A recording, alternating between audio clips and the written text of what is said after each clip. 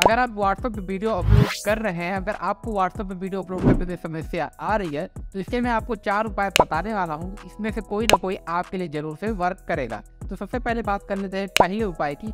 अगर आपका internet connection weak है तो आपका जो भी वीडियो है अपलोड करने में आपको प्रॉब्लम दे सकता है।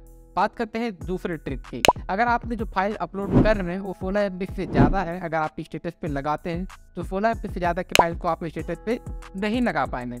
और आपका जो फाइल का होनी चाहिए वो MP4 में होनी चाहिए, या तो फिर आपका AVI फाइल होना चाहिए, नहीं तो आपको स्टेटस लगाने में दिक्कत हो सकती है। अब बात कर लेते हैं तीसरे ट्रिक की। तो तीसरे ट्रिक में आपको अपने प्ले स्टोर पे चले जाना है, वहाँ पे आपको व्हाट्सएप सर्च कर लेना है। व्हाट्सएप सर्च करने के बाद आपको सबसे पहले व्हाट्सएप को अपडेट कर लेना है। अब बात करते हैं चौथी और लास्ट उपाय के।